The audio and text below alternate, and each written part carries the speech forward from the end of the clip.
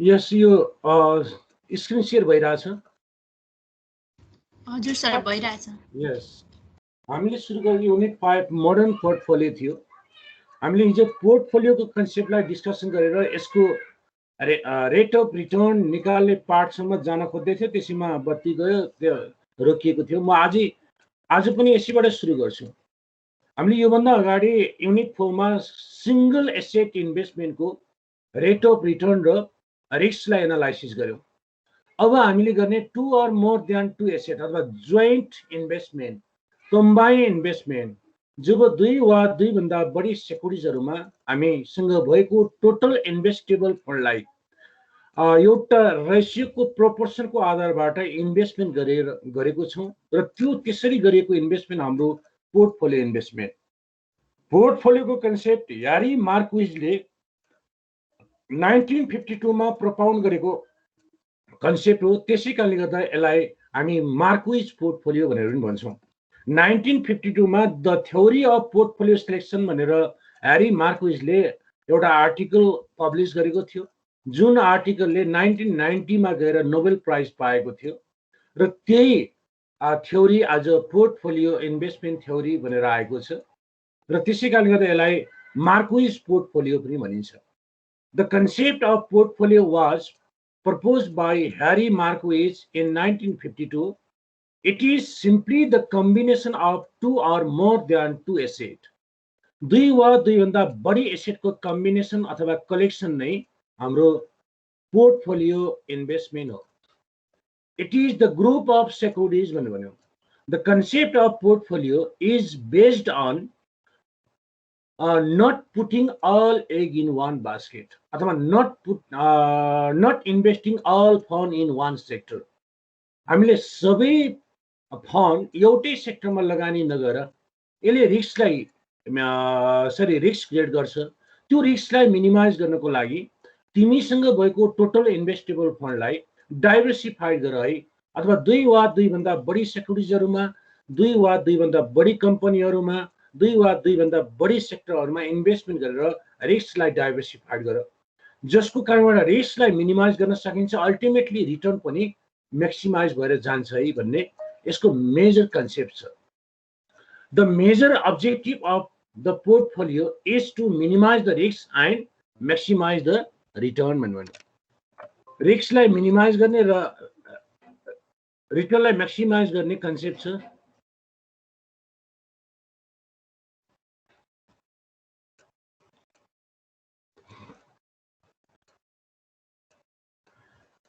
यस अब यही पोर्टफोलियो इन्भेस्टमेन्टको रेट अफ रिटर्न र रिस्क कसरी एनालाइसिस गर्ने त, जसलाई हामीले पोर्टफोलियोको रेट अफ रिटर्न क्यालकुलेसनलाई एक्सपेक्टेड रिटर्न अन पोर्टफोलियो भनेर भन्छौँ।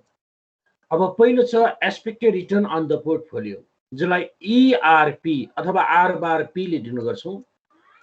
E ले expected R return, P portfolio, अथवा R bar P average return of portfolio और एक्सपेक्टेड रिटर्न अफ पोर्टफोलियो।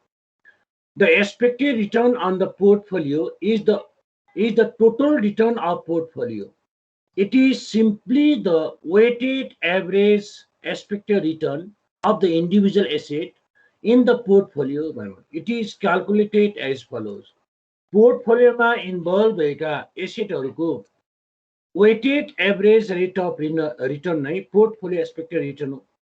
हामीसँग जतिवटा एसेट पोर्टफोलियोमा इन्भल्भ हुन्छ त्यसको एक्सपेक्टेड रिटर्न और एभरेज रिटर्नलाई रेस्पेक्टिभ वेटले मल्टिप्लाई गरेर जति सम अफ भ्यालु निकालिन्छ त्यही भ्यालु नै हाम्रो एक्सपेक्टेड पोर्टफोलियो रिटर्न। जस्तै यहाँ फर्मुलामा भन्यो ERP equal to W1 into ER1 plus W2 into ER2 plus W1 into ERN। हाम्रो पोर्टफोलियोमा इन्भल्भ भएका एसेटहरू nth नम्बरसम्मको एसेटहरू छ भने हामी यसरी पोर्टफोलियो एक्सपेक्टेड रिटर्न क्यालकुलेट गर्न सक्छौँ। Where W1 equal to W1 equal to weight of asset 1 to n or proportion of amount investment in asset 1 to n। अब हामीसँग भएको टोटल फन्डलाई कति कति पर्सेन्टमा डिफ्रेन्ट एसेटहरूमा इन्भेस्टमेन्ट गर्यौं त्यो नै वेट हो। जस्तै हामीसँग 10,000 अमाउन्ट थियो, हामीले चारवटा एसेटमा 2500 का दरले इन्भेस्टमेन्ट गर्यौं। एसेट ए मा, बी मा, सी मा, डी मा। अब 2500 भनेको कति प्रोपोर्सन हो त? टोटल 10,000 मध्ये 2500 चाहिँ ए मा लगानी गर्यो भने 2500 डिवाइड बाई 10,000 गर्दा 0.25 25%। That is weight of asset A 0.25, weight of asset B 0.25, equal amount लगानी गर्दा। अब यसरी हामीले प्रोपोर्सन निकाल्न सक्छौं। यो निकालेको प्रोपोर्सनले रेस्पेक्टिभ एसेटको एक्सपेक्टेड रिटर्नलाई मल्टिप्लाई गरेर जति सम अफ भ्यालु आउँछ त्यो नै हाम्रो पोर्टफोलियो रिटर्न। अब total weight of portfolio asset must be 1 or 100%। पोर्टफोलियोमा इन्भल्भ भएका एसेटहरूको टोटल वेट चाहिँ 1 अथवा 100% हुन्छ। That is the total weight of portfolio asset is equal to W1 plus WN plus WN is equal to 1 अथवा 100%। चारवटा asset छ भने चारवटा एसेटको वेट जोड्दा 100 हुनु पर्यो अथवा 1 हुनु पर्यो। दुईटा एसेट छ भने दुईटा एसेटको वेट जोड्दा 100 अथवा 1 हुनु पर्यो। पर्सेन्टेजमा 100, डेसिमल फिगरमा 1। अब यसैको एउटा एक्जाम्पल छ, हेर त। एक्जाम्पल 1 भन्ने गर्यौं। Portfolio consist of 3 investment. एउटा पोर्टफोलियोमा तीनवटा इन्भेस्टमेन्ट इन्क्लुड छ है भन्यो। तीनवटा एसेटमा हामीले कति कति प्रोपोर्सनमा इन्भेस्टमेन्ट गर्ने? The proportion of first investment has 50%। अब पहिलो एसेटमा हामीले जति हामीसँग फन्ड छ त्यसको 50% फन्ड चाहिँ पहिलो एसेटमा लगानी गर्छौं। That is weight of first asset is equal to 0.5 हुने भयो and produce a 20% return। First एसेटले 20% रिटर्न प्रोड्युस गर्छ। The proportion of second investment has 25%। Second इन्भेस्टमेन्टमा हामी 25% लगानी गर्छौं। टोटलमा 75% भइसक्यो and produce 8% return। and proportion of third investment as 25% and produce minus 12% return। What is the expected return of portfolio? हामीसँग तीनवटा एसेटहरु छ। एसेट ए, फर्स्ट एसेट, सेकेन्ड एसेट र third asset. तीनटा एसेटमा कति कति लगानी गर्ने भन्दा 50%, 25%, 25%। यी तीनटा एसेटको वेट जोड्दा 100% अथवा डेसिमलमा भन्दा 1 हुन्छ। पहिला वेटलाई टिप्यौं। weight of first asset W1 is equal to 50%, that is 0.5। return of first asset ER1 अथवा expected return of first asset ER1 is equal to 20%। weight of second asset W2 is equal to 25%, that is 0.25। return of second asset ER2 is equal to 8%। weight लाई जहिले पनि डेसिमलमा राख। weight of third asset W3 is equal to 25%, that is 0.25। return of third asset ER3 is equal to minus 3%। अब यो इन्फर्मेसनबाट तीनवटा एसेटको portfolio investment गरिरहेछौं। तीनवटा एसेटलाई हामी combine गरिरहेछौं इन्भेस्टमेन्टमा भने यो कम्बाइन इन्भेस्टमेन्टको टोटल एक्सपेक्टेड रिटर्न कति त भनेर निकाल्न छौं, जसलाई हामी पोर्टफोलियो एक्सपेक्टेड रिटर्न भन्छौं। Portfolio expected return ERP is equal to W1 into ER1 plus W2 into ER2 plus W3 into ER3। That is 0.5 into 20% plus 0.25 into 8% plus 0.25 into minus 12%। गर्दा average return or expected return of portfolio investment including 3 asset is 9% भनेर हामीले यो निकाल्यौं। यसमा कसैलाई केही confuse छ? Hello छैन sir. यो त हामीले पोर्टफोलियो एक्सपेक्टेड रिटर्न। अब मेजरमेन्ट अफ पोर्टफोलियो रिस्कमा जान्छौं। पोर्टफोलियो रिस्क भन्यो पहिलो पार्ट पोर्टफोलियो रिस्कमा कोभेरिएन्स। कोभेरिएन्सलाई कम्बाइन्ड डेभिएसन मेजरमेन्ट गर्ने, combined deviation or combined risk measurement गर्ने टुल्सको रूपमा लिइन्छ। अथवा कोभेरिएन्स भनेको कुनै पनि कम्बाइन्ड इन्भेस्टमेन्टमा रहेका पियर्स अफ एसेट अथवा कुनै दुईटा एसेट बीचको रिटर्नहरूको मुभमेन्ट के छ भनेर मेजरमेन्ट गर्ने टुल्सलाई कोभेरियन्स भन्छौँ। रिटर्नहरूको मुभमेन्ट भनेको ए र बीको पेयर्सको, बी र सीको पेयर्सको, ए र सीको पेयर्सको दुईटा एसेटहरू बीचमा जुन रिटर्नहरूको मुभमेन्टलाई मेजरमेन्ट गरिन्छ त्यो कोभेरियन्सले मेजरमेन्ट गर्छ र त्यो कम्बाइन्ड डेभिएसनले मेजरमेन्ट गरिरहेको हुन्छ। एउटाको रिटर्न बढिरहँदा अर्को एसेटको रिटर्न के भयो त, त्यो पार्टलाई मेजरमेन्ट गर्नको लागि कोभेरियन्स युज गर्छौँ। कोभेरियन्सको भ्यालु पोजिटिभ, नेगेटिभ, जिरो हुन सक्छ। अब यो भ्यालुले के कुरालाई इन्डिकेट गर्छ त, फर्स्टमा हामीले कोभेरियन्सलाई डिफाइन गर्यौँ। कोभेरियन्स is an absolute measures of the degree of association between the return of pairs of securities. Pairs of securities, जोडी सेक्युरिटिजहरूको हामीले तीनवटा चारवटाको यहाँ कोभेरियन्स निकाल्न सक्दैनौँ। पेयर्स अफ एसेट भन्ने बित्तिकै ए र बी को होला, अथवा बी र ए को होला, अथवा ए र सी को होला, एक्स र वाई को होला, एम र एन को होला। यस्ता पेयर अफ एसेटहरूको डिग्री अफ एसोसिएसन अथवा रिटर्नहरूको मुभमेन्टलाई मेजरमेन्ट गर्ने टुल्सको रूपमा लिइन्छ। Covariance is defined as the extent to which two random variable move together over time. अब दुईटा ऱ्यान्डम भेरिएबलहरू एउटा दिएको पर्टिकुलर टाइम फ्रेमभित्र कसरी मुभमेन्ट भइरहेछ त, त्यो मेजरमेन्ट गर्नको लागि कोभेरियन्स युज गर्छौँ। The value of covariance may be positive, negative or zero. First, positive कोभेरियन्सले के कुरालाई इन्डिकेट गर्यो त, पोजिटिभ कोभेरियन्स इन्डिकेट्स ट्विट आउने र जानेको के भइरहेछ यो।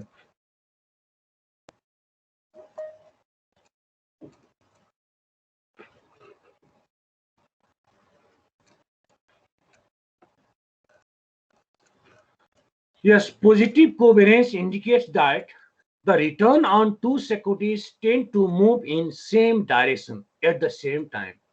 पोजिटिभ कोभेरियन्स आयो भने अब ए र बी को बीचको पोजिटिभ कोभेरियन्सले के कुरालाई इन्डिकेट गर्यो भने यदि ए को रिटर्न बढिरहेको छ भने सेम टाइममा बी को रिटर्न पनि बढ्छ।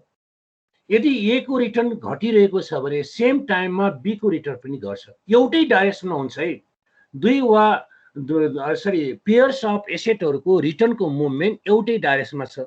एउटाको घट्दा अर्को पनि घट्छ, एउटाको बढ्दा अर्को पनि बढ्छ भन्ने कुरालाई पोजिटिभ कोभेरियन्सले इन्डिकेट गर्छ। अर्को छ negative covariance. Negative covariance indicate that return on the two securities tend to move inversely. दुईटा सेक्युरिटिजहरूको रिटर्न इन्भर्स रिलेसनसिप हुन्छ। द्याट इज ए को रिटर्न बढ्यो भने बी को घट्न जान्छ। अब बी को रिटर्न बढ्यो भने ए को घट्न जान्छ। अपोजिट डाइरेक्सनमा रिटर्नहरूको मुभमेन्ट हुन्छ है भन्ने कुरालाई नेगेटिभ कोभेरियन्सले इन्डिकेट गर्छ। अर्को छ zero covariance. Zero covariance indicate that return on two securities are independent. अब एउटाको रिटर्न बढ्दा अथवा घट्दा अर्कोमा कुनै इफेक्ट देखिँदैन, यो इन्डिपेन्डेन्ट रहन्छ भने त्यसलाई हामी जिरो कोभेरियन्सले इन्डिकेट गरेको हुन्छ। And have no tendency to move in same or opposite direction together. सँगसँगै एउटै डाइरेक्सन अथवा अपोजिट डाइरेक्सनमा जान्छ भन्ने टेन्डेन्सीलाई यसले सो गर्दैन। अब भने यो पार्ट कसरी क्यालकुलेसन गर्ने त, the covariance between the return of asset A and B can be calculated as follows. अब ए र बी बीचको रिटर्नलाई हामी क्यालकुलेट गर्दा यसरी क्यालकुलेट गर्छौँ। एउटा त प्रोबाबिलिटी दिएको केस, एउटा प्रोबाबिलिटी नदिएको case. That is covariance of asset A and B. A र बी बीचलाई हामी नोटेसनमा लेख्दा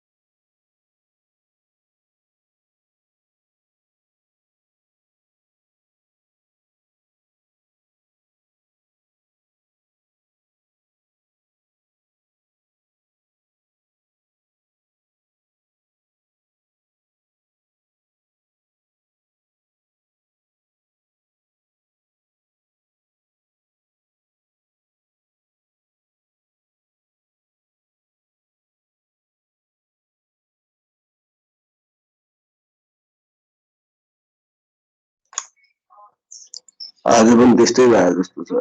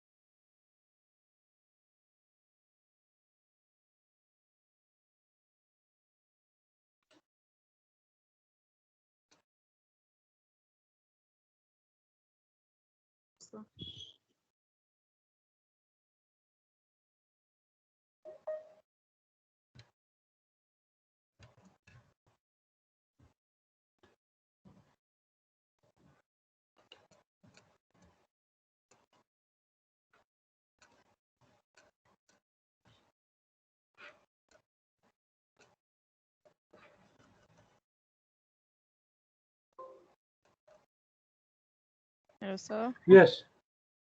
If historical data is given, COBAB is equal to 1 Screen share by भएन, sir. हजुर स्क्रिन Screen शेयर share. भएन No, sir.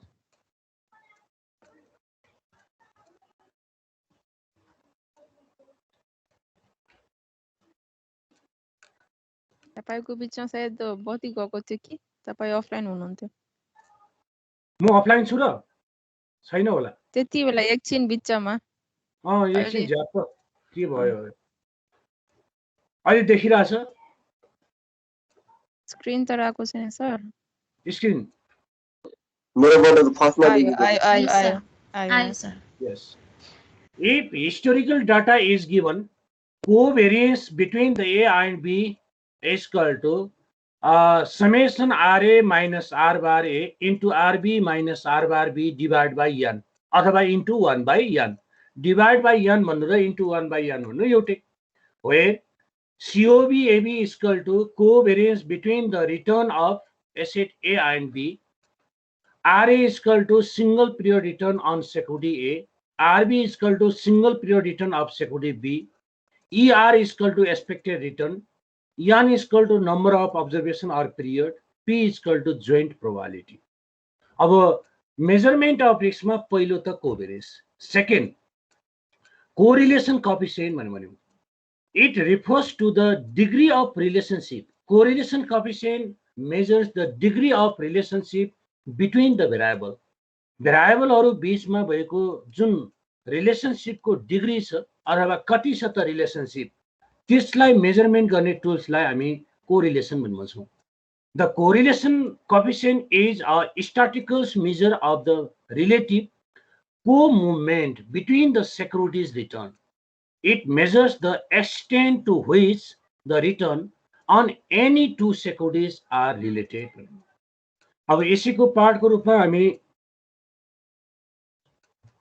Portfolio रिस्कलाई measurement गर्नेमा अब correlation calculation गर्छौं the correlation coefficient between the asset A and B अब यो example मात्र ल्याएको छौं ए र बी को एसेट ए एन्ड बी भन्ने ठाउँमा एक्स र वाई हुन सक्छ एम र एन हुन सक्छ R calculated as follows correlation coefficient between A and B जसलाई आरएबी ले डिनोट गर्छौं RAB is equal to covariance of A and B divide by standard deviation A into standard deviation B.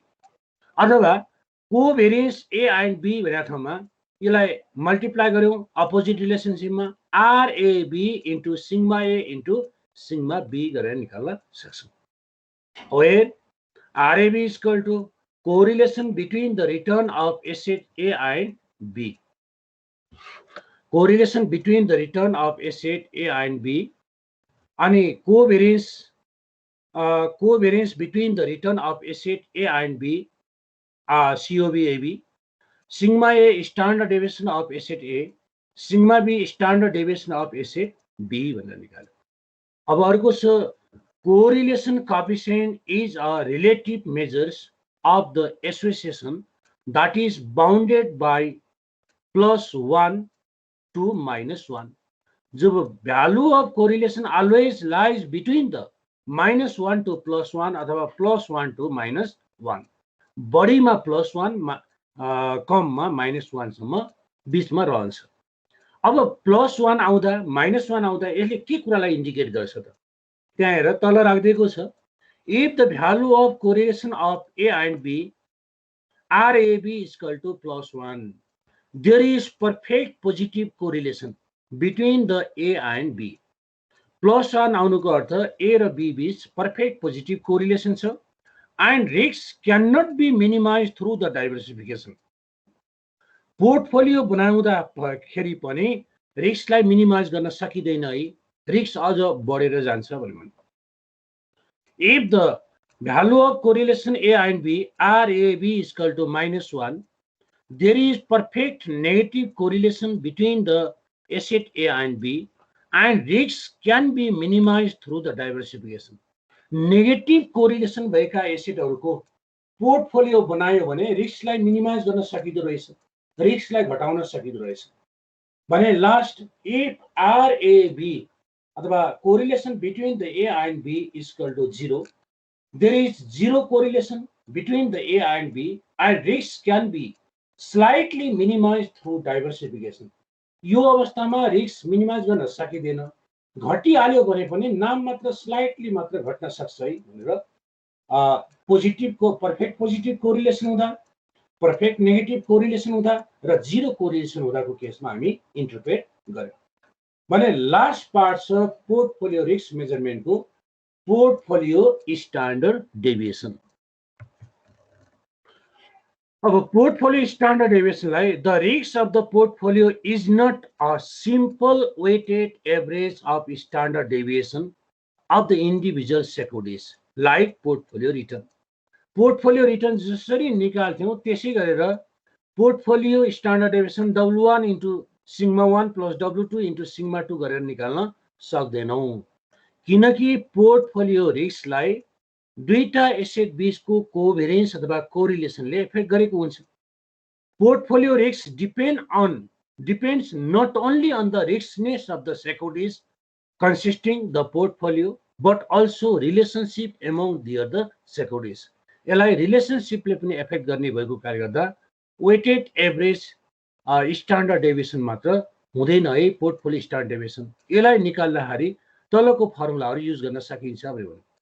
The standard deviation of the portfolio for two assets A and B are involved in the portfolio. यदि हाम्रो पोर्टफोलियोमा दुईटा एसेटको मात्र portfolio बनायौं भने अब standard deviation of portfolio कसरी निकाल्ने त? Standard deviation of portfolio between the A and B can be calculated as follows. Portfolio standard 2 asset case र 3 एसेट केस हामीले म्याक्सिमम म्यानुअली 3 एसेट केससम्मको हामी यहाँ निकाल्न सक्छौं। त्यो भन्दा बढी एसेट भयो भने फर्मुला निकै लामो हुन्छ, त्यसकारणले गर्दा हामी म्यानुअली गर्न गाह्रो हुन्छ। जस्तै A र B छ भने पेयर्स बनाउँदा A र B को मात्र बन्छ, A B C छ भने पेयर्स बनाउँदा तीनटा एसेटको पेयर्स बन्छ, A र B को एउटा जोडी बन्छ, A र C को एउटा जोडी बन्छ, B र C को एउटा जोडी बन्छ। फेरि चारवटा एसेट छ भने 6वटा पेयर्स बन्छ, यसै गरेर बढ्दै जान्छ। त्यसकारणले गर्दा हामीले 3 एसेट भन्दा बढीको केसमा हामी म्यानुअली गर्न गाह्रो हुन्छ। A र B को बीचको पोर्टफोलियो स्ट्यान्डर्ड डेभिएसन निकाल्नु पर्यो भने portfolio standard deviation sigma P is equal to sigma square A into W square A अथवा वेट अफ A को square into variance of A plus weight of B को square into variance of B। Sigma square भनेको variance plus 2 into weight of A into weight of B into correlation of A and B into sigma A into sigma B। यति part भनेको ठाउँमा हामीले के गर्न सक्छौं भने कोभेरियन्स AB लेख्न सक्छौं। RAB into sigma A into sigma B भनेको ठाउँमा COB AB लेख्न सक्छौं। और sigma square A into W square A into sigma square A plus sigma square W square B into sigma square B plus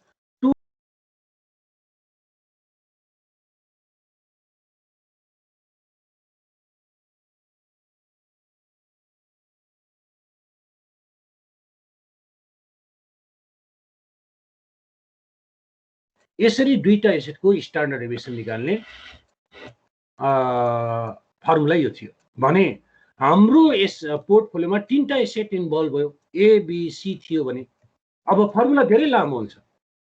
अब standard deviation of the portfolio for 3 asset A B and C are involve in the portfolio.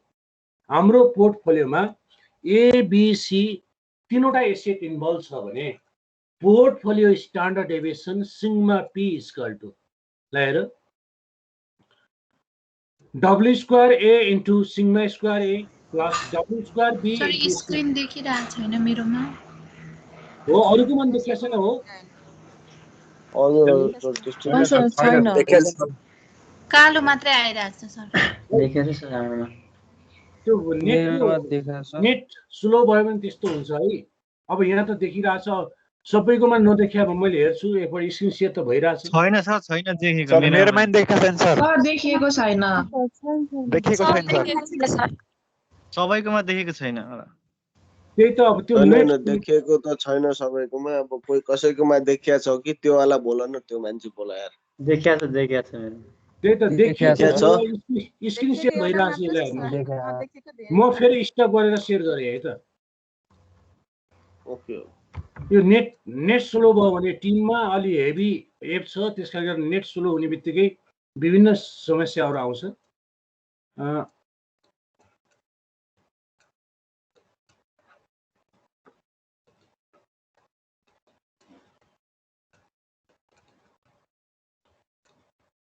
अहिले देखियो? No sir, होइन sir. Screen share भइरहेछ त, अब के गरौँ?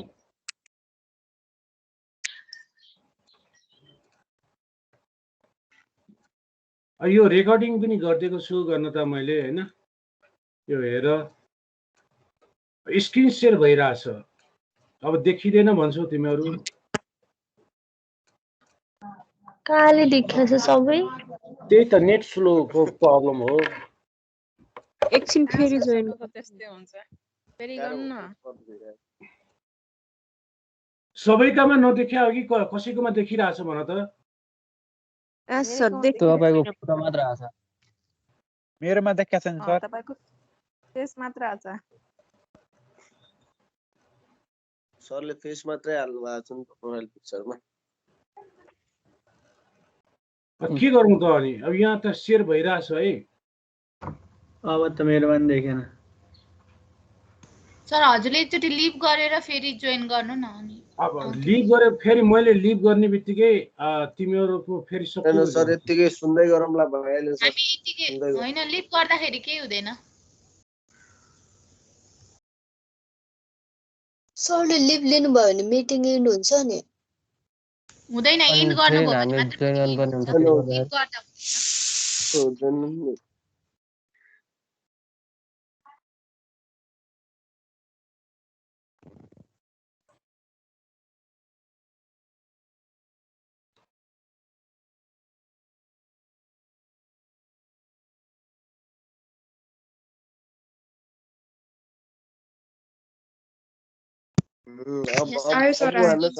अहिले आयो? आयो सर। ल मेरो फोटो स्क्रिनमा आयो। ल पोर्टफोलियो रिस्क अफ 3 एसेट। 3 एसेटको केसमा 3टा asset A B C are involve in the portfolio. Portfolio standard deviation sigma P equal to W square A into sigma square A weight of A square into variance of A plus W square B into sigma square B plus W square C into sigma square C। 3टा एसेट को weight को square र variance आयो। अब pairs of asset को कोभेरिएन्स र उ राख्छौं 2WA into WB into RAB into sigma A into sigma B। RAB into sigma A into sigma B भन्ने ठाउँमा COB AB राख्न सकिन्छ है, उताको फर्मुला। अनि plus WA into WC, A र C को pairs into RAC into sigma A into sigma C। RAC sigma A into sigma C भन्ने ठाउँमा COB A, C राख्न सकिन्छ। यो यति पार्टमा COB A, C, यति पार्टमा हाम्रो COB A, B plus WB into WC, B र C को pairs into RBC comma sigma B into sigma C, यो भनेको ठाउँमा सिओबी बी कमा सी राख्न सकिन्छ। अब where WA equal to weight of asset A, WB equal to weight of asset B, WC equal to weight of asset C. Sigma A standard deviation of A, sigma B standard deviation of B, sigma C standard deviation of A C. अनि RAB correlation between A and B, COV AB covariance between asset A and B भनेर हामी यहाँ यसलाई notation गर्न सक्छौं। अब AC को एउटा एक्जाम्पल छ, ल हेर, कोभेरियन्स कोरिलेसन निकाल्ने। अब यसलाई राम्रोसँग याद गर। Following are the probability distribution of rate of return associated with to the stock X and Y. अब यो एक्सपेक्टेड डेटा कि हिस्टोरिकल डेटा हेर त, यो दिएको माथि क्वेशन एक्सपेक्टेड डेटा। जब प्रोबेबिलिटी दिन्छ भने त्यसलाई हामी एक्सपेक्टेड डेटा भन्छौँ। प्रोबेबिलिटी नदिएर नम्बर अफ पिरियड को रिटर्नहरु दियो भने त्यसलाई हिस्टोरिकल डेटा भन्छौँ। यहाँ एक्सपेक्टेड डेटाहरु दिएको छ। प्रोबेबिलिटी 0.2, 0.3, 0.3, 0.2, टोटल प्रोबेबिलिटी 1 हुनुपर्छ, 1 छ यहाँ। रिटर्न अफ एक्स दियो 5, 10, 15, 20% बढ्दै गइरहेको छ। रिटर्न अफ वाई दिएको छ 50, 30, 10, -10 घट्दै गइरहेको छ। अब एमा सोध्यो what is the covariance and correlation coefficient between the return of stock X and Y. X र वाई बीचको कोभेरियन्स र कोरिलेसन कोएफिसिएन्ट मात्र निकाल है भन्नु। अब सल्युसनमा हामी गयौं। पहिला त दिएको डेटा राख्छौं, प्रोबेबिलिटी राख्यौं, प्रोबेबिलिटी अनि रिटर्न अफ एक्स राख्यौं, रिटर्न अफ एक्स प्रोबेबिलिटी दियो, रिटर्न अफ एक्स राख्यौं, रिटर्न अफ वाई पनि राखेको छौं। अब कोभेरियन्स र कोरिलेसन निकाल्नको लागि क्वेशनले नभने पनि एक्सपेक्टेड रिटर्न अफ एक्स निकाल्नु पर्यो, स्ट्यान्डर्ड डेभिएसन अफ एक्स निकाल्नु पर्यो, एक्सपेक्टेड रिटर्न अफ वाई निकाल्नु पर्यो, स्ट्यान्डर्ड डेभिएसन अफ वाई पनि निकाल्नु पर्यो। त्यसै कारणले गर्दा तलपट्टि फर्मुला लेख्दै जान्छौं। फर्मुलाले जे कुरा माग्छ हामी टेबलमा त्यही बनाउँदै जान्छौं। ल हेर, पहिला त हामीले फर्मुला लेख्यौं, expected return of X equal to summation P into RX अनि expected return of Y equal to summation P into RY. Probability दिएको केसमा standard deviation of X summation P into RX minus ERX को square root अंडरमा standard deviation of Y sigma Y equal to summation root under summation P into RY minus ERY को square. अब यो formula लेखिसकेपछि टेबलमा त्यही बनाउँदै जान्छौं हामी। हेर, अब पहिलो हामीले भन्यौं पी र आरएक्स दियो। अब पी इन्टु आर गर्नु पर्यो एक्सपेक्टेड रिटर्न निकाल्नको लागि। 5% इन्टु 0.2 1, 10% इन्टु 0.3 3%, 15% इन्टु 0.3 4.5, 20% इन्टु 0.2 4। यो गर्दा P into R summation P into R equal to 12.5% यो राख्यौं। अब यसैमा हामीले एक्सपेक्टेड रिटर्न हेरेर त पछाडी expected return of x equal to summation P into R गर्दा यी 12.5% भनेर राख्यौं। त्यसै गरेर अर्को अब स्ट्यान्डर्ड डेभिएसन अफ x निकाल्नु पर्ने छ। Standard deviation of x equal to root under summation rx minus r bar x अथवा erx को स्क्वायर डिवाइड इन्टु p गर्ने हो। त्यसैले गर्दा पहिला त rx माइनस erx भर्खरै निकाल्यौं 12.5%। अब rx बाट erx घटाऊ 5 minus 12.5 minus 7.5, 10 minus 12.5 minus 2.5, त्यसै गरेर 15 माइनस 12.5 प्लस 2.5 अनि 20 माइनस 12.5 7.5। अब हामीलाई rx माइनस erx को स्क्वायर इन्टु p गर्ने हो।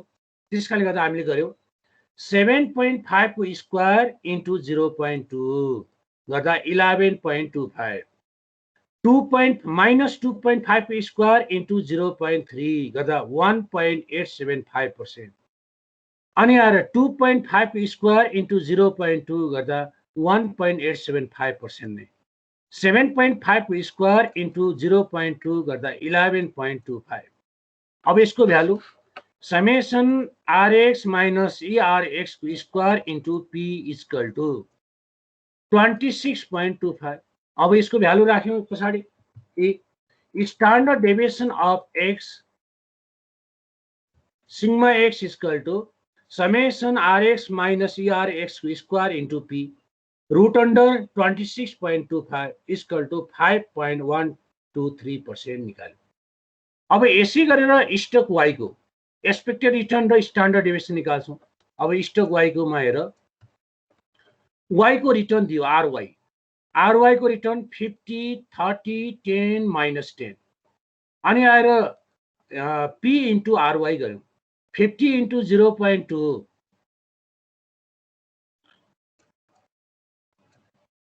10%, 30 into 0.3 9%, 10 into 0.3 3%, minus 10 into 0.2 minus 2%. भन्दा यसको समेसन P into RY is equal to 20%. अब expected return of stock Y हामीले यहाँ राख्यौं। Expected return of stock Y R bar Y अथवा ERY is equal to summation P into RY। यो गर्दा हामीले भ्यालु निकाल्यौं 20% रिटर्न निकाल्यौं। अब standard deviation of stock Y निकाल्छौं। Standard deviation of stock Y summation root under summation RY minus ERY को square into P। Probability दिएको छ RY छ ERY छ, यसको डेभिएसन निकाल पहिला। यहाँ गर्यौं हामीले ERY minus ERY RY minus ERY। अब RY हामीलाई दिएको छ 50 minus 20 30%, 30 minus 20 10%, 10 minus 20 minus 10%, minus 10 minus 20 minus 30%. अब RY minus ERY को स्क्वायर इन्टु P 30 को स्क्वायर इन्टु 0.2 180, 10 को स्क्वायर इन्टु 0.3 30%, minus 10 को स्क्वायर इन्टु 0.3 30%, minus 30 को स्क्वायर इन्टु 0.2 180 गर्दा total summation RY minus ERY को स्क्वायर इन्टु P गर्दा 420। पछाडि भ्यालु राख्यौं। Standard deviation of stock Y sigma Y is equal to summation root under summation RY minus ERY को square into P। यसको value त निकालिसकेका छौं। रूट अंडर 420 इक्वल टु 20.49% भनेर निकाल्यो। यो त हामीलाई क्वेशनले सोध्या त होइन, तर कोभेरियन्स निकाल्नको लागि कोरिलेसन निकाल्नको लागि क्वेशनले नसोधे पनि standard deviation of XY expected return of XY निकाल्नु पर्थ्यो। यो हामीले निकाल्यो। अब बल्ल क्वेशनले सोधेको पार्ट कोभेरियन्स र कोरिलेसन निकाल्न भनिरहेको छ। Covariance between the return of stock X and Y that is COB X, Y is equal to हाम्रो प्रोबेबिलिटी दिएको केसमा summation P into RX minus ERX into RY minus ERY। अब लास्ट एउटा column गराउनु पर्यो RX minus ERX into RY minus ERY into P। त्यही column बनायौं RX minus ERX into RY minus ERY into P। यो column बनायौं। RX minus ERX निकालिसकेका छौं हामीले, RY माइनस ERY पनि निकालिसकेका छौं। P हामीलाई दिएको छ। हेर त RX माइनस ERX यहाँ निकाल्यौं यो पार्ट, RY माइनस ERY यो पार्ट निकाल्यौं। अब यो दुईटा मल्टिप्लाई इन्टु P ले मल्टिप्लाई गर्ने, तीनटा भ्यालु मल्टिप्लाई गर्यो। माइनस 7.5 इन्टु 30 इन्टु 0.2 गर्दा माइनस 45। अनि अर्को माइनस 2.5 इन्टु 10 इन्टु 0.3 गर्दा माइनस 7.5। त्यसै गरेर अर्को छ 2.5 इन्टु माइनस 10 इन्टु 0.3 गर्दा माइनस 7.5। लास्ट छ हाम्रो 7.5 इन्टु माइनस 30 इन्टु 0.2 गर्दा हाम्रो आयो माइनस 45। सबै भ्यालु माइनस आछ किनकि एउटा भ्यालु माइनस हुने बित्तिकै मल्टिप्लाई गरेर सबै भ्यालु माइनस हुन्छ। अब यसको समेसन निकाल्यौं। Summation rx minus erx into ry minus ery into p is equal to minus 105 भनेर यो निकाल्यो। अब राख्यौं भ्यालु कोभेरियन्समा। Covariance of asset x and y COB x, y is equal to summation rx minus r bar x into ry minus r bar y into p, यसको value minus 105। Negative कोभेरियन्स आयो। Negative कोभेरियन्स आउनुको अर्थ रिस्कलाई minimise गर्न सकिन्छ है भन्ने कुरालाई यसले indicate गर्छ। अब लास्टमा हामीलाई कोरिलेसन पनि सोधेछ। कोरिलेसन निकाल्नको लागि हामीलाई कोभेरियन्स चाहिन्छ, कोभेरियन्स हामीले निकालिसक्यौं। स्ट्यान्डर्ड डेभिएसन चाहिन्थ्यो, स्ट्यान्डर्ड डेभिएसन निकालिसक्यौं। Now correlation coefficient between the x and y, that is rxy is equal to COB x, y divided by sigma x into sigma y. COB x, y minus 105 divided by 5.125 sigma x into 20.49 sigma y is equal to minus 1. That is perfect negative correlation आयो। Perfect negative correlation हुँदा रिस्कलाई घटाएर जिरोमा ल्याउन पनि सकिन्छ भन्ने कुरालाई यसले indicate गर्छ। यहाँ कसैलाई केही कन्फ्युज भएको छ? यो त हामीले पहिला पनि गरे हो। नो सर, पहिले पढेको। यस, पहिले अडियनमा पढेको। पढेको। यस, अब तिमीहरूले गर्दाखेरि बुकको यति क्वेशन चाहिँ तिमीहरूले भोलिको क्लासमा गरेर आउने। म भनिदिन्छु पेज नम्बर अब इंग्लिश बुकमा